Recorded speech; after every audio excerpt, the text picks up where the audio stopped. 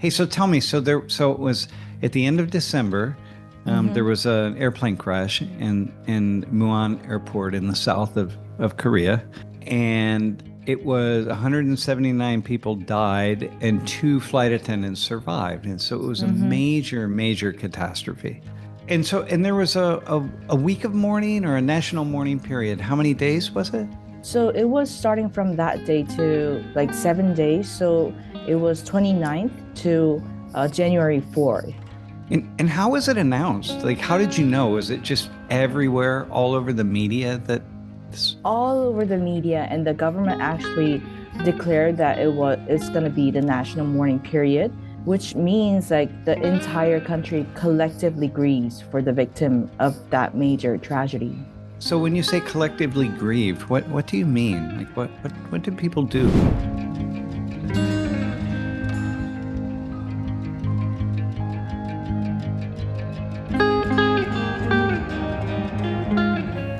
So you were in Seoul in this period, right? I was in Incheon. Yeah? Yeah. What do you think about what Suman said? Do you have anything that you would add to it? Definitely, like, she has covered most of it. Like, the whole country collectively goes into mourning. I feel like your behavior during this time is very important. Mm-hmm. I think it is true that, like, I feel like everyone goes into mourning because, especially what happened could have happened to anyone. Because it was definitely a situation where, like, it was out of everyone's control. And I feel like when it was happening, I actually saw it live on television. And I think my sister has said that she feels something like personal towards it because I'm the only one in the family that really goes out like of the country a lot. And like during that period, like that week when it happened, I also got on the plane to come back here. And I think she was really worried because of what happened. So how did you personally act differently in this time? Like, what are some things that you did that were different than what you would have done? I think definitely, like, I think everyone's kind of expected to maybe tone it down on how they act on social media because that's where everyone sees you. So tone it down, meaning don't really put yourself out there. It's more like, it's a time where, like, it's very sensitive. Maybe watch your words that might affect other people. That could affect the people who suffered, who are directly connected.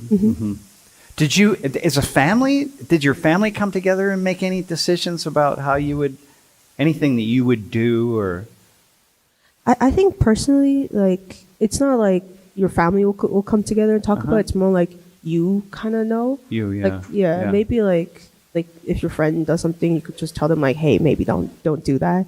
But like in general, it's more like how you like see yourself in the public eye. But you're checking other people. You're like kind of watching other people and yeah. Honestly, in Japan, we don't do stuff like that. I think like we feel sorry for them, but we wouldn't be like, oh, let's just dress black and like, you know, like stop all our like fun activities. Like, so you haven't had a period of mourning that you know about? Never experienced like in school having to do that, or like I would see it on the news and like the newscaster would be like, I'm very sorry for your loss, but like that's about it. I don't really like we don't participate in like a specific mourning activity. And you've been back in Japan for, I think you said like the past 13 years or so? Yeah. So, but maybe before you went back, have there been times, do you know? There's been like a terrorist attack, but a couple. Like in the subway, but that's like before before I was born. But there's been so many tragedies, like plane crashes in the past, and I really don't remember seeing any, like, you know, the one that during Halloween, like we don't do like protests or even like mourning like activities together. So what do you personally think about Koreans doing this? Is that like how would you as someone who's Japanese go like, whoa, man? Because for me it's a first off, it's just dude, never happen here. You know what I mean? Okay. It's just such a, it's like, it's big. It's so big. A week. Everybody's wearing dark colors. Nobody's putting themselves out there, right? Does that strike you as, would you expect that as a person, a Japanese citizen? Would you kind of expect that of Koreans? Or like, I don't know, how do you? Yeah, I think they have they like to unite. Like unity is their big thing. Like yeah. Personally, I feel that. So, but like Japanese people are more like, I don't know, it would take a lot for everyone to do that. Yeah. Because like we do have similar cultures. Like if someone's doing something different, that's like thought to be like bad, right? So, I don't know, like it's never happened before, and I don't know if it will happen like in the future. But I think it's kind of cool. Yeah. What do you think about what Suman talked about in Korea and this experience as a Saudi? I mean, as a Saudi Arabia, from what I've seen and what I've lived in our culture, human belonging plays a huge role in our culture. So, but however, we don't usually like dress all black and go out. But what we always do is sending prayers, donations, to the one in needs. But you feel it. But what I see for Saudis is this connection to Saudis, to other people in the nation. Like there's, you're very connected. Am I missing that, or do you feel that? No, that's totally true, but that does not stop us from like sending prayers to other countries and our people. Yeah, for sure. No, for sure. But stick with your country for a second. So when I say, hey, you would be at the top of the list of countries that would be able to call for a week of mourning, and everybody would be on board, and people aren't going to be out doing their own thing and that kind of stuff. Is that surprising to you that I would say that about your country, or do you feel like, yeah, that makes sense? I mean, although there's like a strong connection between each of one of us, but however, I feel like in these like sensitive moments, we all like stick back together and just be there for each other. However, like life does not stop at this point. Yeah, for sure. But you have very much kind of a monoculture, right, is the idea here, meaning that there's so many similarities among the citizens of your nation, right? Say with Japan, like you have many more foreigners coming into Japan than Korea has, for a longer period of time than Korea. For Korea, this is a very recent thing. In Korea, it's less than 5% of, when you go to Korea and you walk around, it's less than 5%. It's like 3%, really, 3.5%, but imagine less than 5% are people who do not have ancestry from Korea, meaning that, they trace their ancestry back many, many generations. So when you walk around, you're seeing other Koreans. And so in Saudi, it's very similar, right? You're seeing other people who are from this land. And it's a new country, obviously, but still. What I just said about Japan, does that make sense? Like the Koreanness is this versus the Japanese-ness with foreigners, right? Yeah, like definitely. I went back like last summer, and I thought like Kyoto was like I don't know, like everyone was foreigners. Like it didn't feel like I was like home. Yeah. Because it's like flooded with foreigners. I'm like, am I really in Japan? Because like even the famous like Shibuya crossing, every single person I see and pass, they're all foreigners. And like I felt like a foreigner because I'm literally the only Japanese person crossing that crosswalk. Yeah, that's interesting. And it kind of felt weird because definitely 3 years ago, like right after COVID, it was not like that. And it's beginning to like change. So I definitely read see that. There's this year, about 130 million people will visit Japan. I was at the Shibuya crossing probably when it was 2008 in the middle of winter. It was probably February. So it's not a popular time. And I didn't see, there were no foreign. I mean, I was, everywhere I went, I was the only white guy, constantly. And now in Korea, that's very similar for me. Where I stay in Korea, there really aren't very many foreigners at all. What do you think about like my conversation with Suman? I thought that it's pretty cool that a whole nation can come together in mourning, but I can see why we wouldn't be able to do that in the United States. Why? What do you see? Like mourning is more personal, like for families, sort of, and I feel like we're sort of used to tragedies in the United States, so we become sort of desensitized to them. Desensitized in a way, and we don't. Why do you think it's more personal or like family oriented? I mean, that's actually the question, right? Which I would like to ask you about in Saudi Arabia, right? Like when I went, like I remember I went to a wedding in Kuwait, and it's like I was like 8,000 people, man. I'm like, wait, what?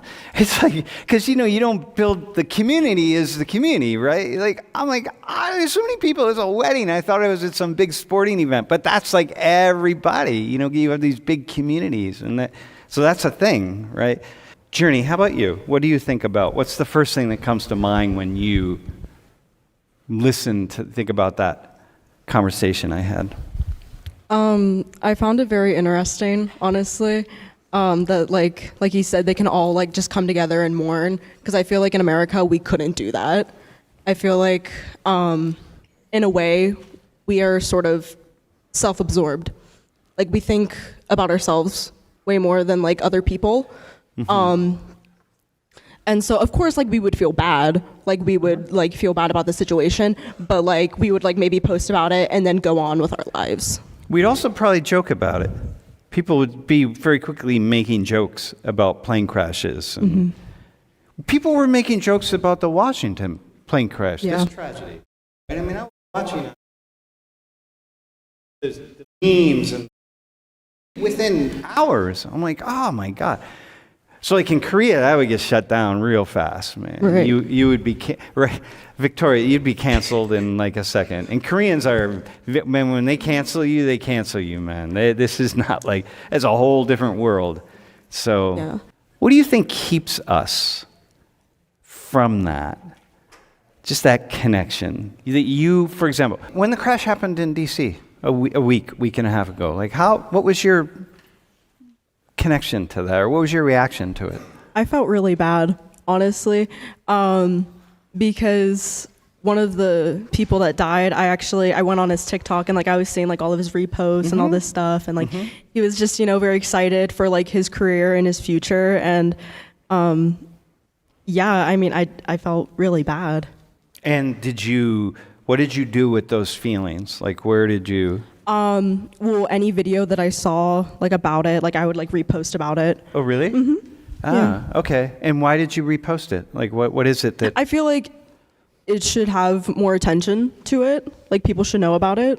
I don't know, cause like, like I felt bad. You mean just like anybody who's? Yeah, anyone really. Why? Why should they know about it? Like what is the? I mean, it's very devastating. Okay. And so.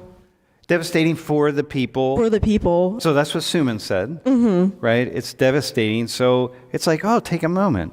Yeah. And when you did that in the privacy of your own phone or laptop. Did you feel like you were doing something, you were connecting yourself to the rest of the country? In a way, a little bit. In a way. Okay. Max, so what she just said, how do you relate to that as an American? Did you, first off, this tragedy in the U.S., were you connected to it in any way? No, and I didn't do anything about it, honestly. Do you remember it happening? No. Do you know it happened though, right? Yes, I do know it happened. But you don't know how many people died or? No, I don't know any of that. And do you feel some kind? Okay, hang on. You're not on the spot. No one's judging you. How come? Like, what do you think? I mean, this is tragic. Like, what did you?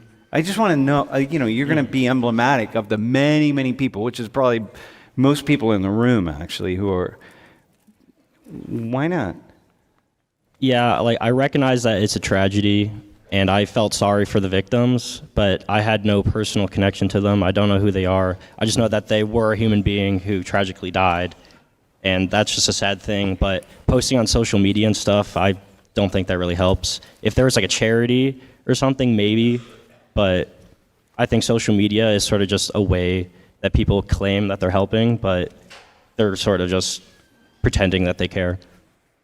Not that you didn't pretend that you care. No, don't go ahead. We're going to ask Journey right here. Did you really care, or were you just... Dude, hang on. By the way, you did not say that's what they're doing. You said that's how you interpret it. Yes. That people are pretending. You didn't tell the world, that's what you... So you didn't say, like, Journey, that's what you're doing. You're just pretending. He said, that's my interpretation. So, like, I don't do it. But... Yeah, no, I totally understand where you're coming from. Yeah, personally, I did care, and I just thought it was like important to like shed light of it. Do you think you're unique as someone from this culture? Do you feel like you're unique, that you cared and you posted and? Not an extreme exception, but do you think you're probably at the end of the spectrum that's a little bit unique, uncommon? I don't know if I would consider myself unique. In that way? In that way, yeah, I don't know. I mean, I was on LinkedIn today. I don't know how I ended up on LinkedIn. I had to jump on to do something. And I saw a post about, there's one young woman who was a lawyer, and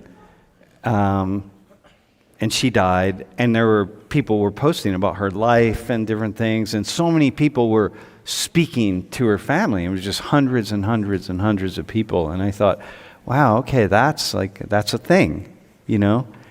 Hey, Rima, if a plane with 100 or 150 citizens from Saudi Arabia crashed and they all died, what would happen in your country?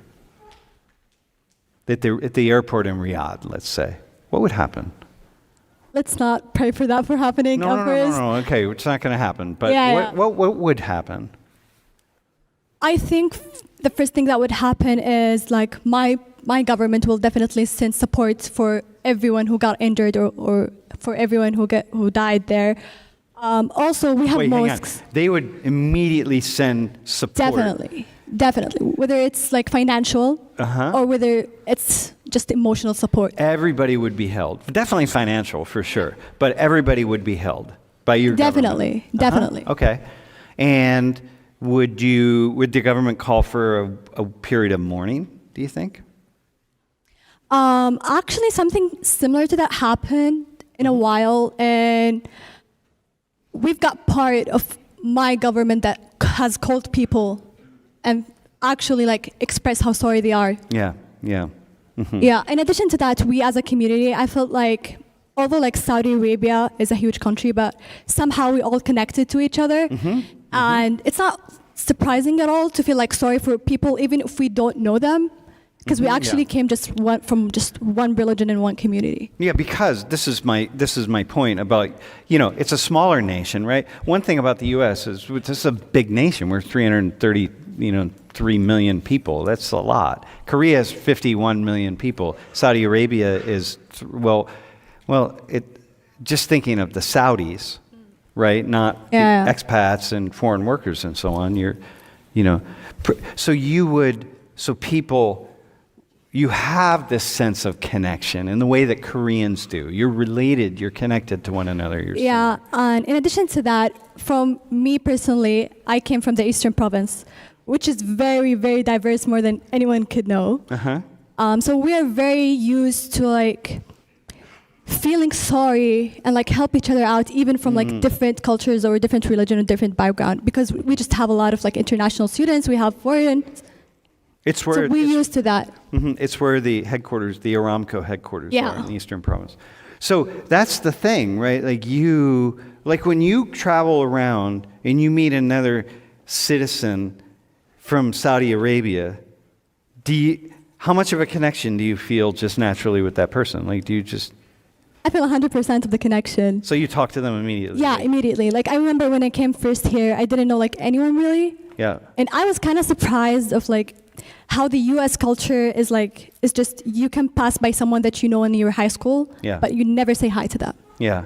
which did not happen with my community here at all. I remember my first day here, everyone got to know each other, like so immediately. You just know, yeah, so immediately. I know this is like when I meet people, it's different cultures are different, around the world, but some people just they have this affinity, and they're immediately connected in this deep way.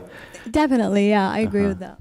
You probably don't have that. Well, maybe you do. Actually, do you have that? You mean that would probably never happen. Yeah, not in the same way. Like, I'm like kind of Americanized, so like if I saw someone on the street and they look Japanese, I'm gonna be like, hey, are you Japanese? Yeah. And then I would feel like, oh my god, we're Japanese, yay. But then like if you're in a different country and like if I see Japanese tourists, maybe I wouldn't talk to them. Like maybe like they wouldn't even talk to me. Like we don't have that. Like I don't know, maybe we're just shy.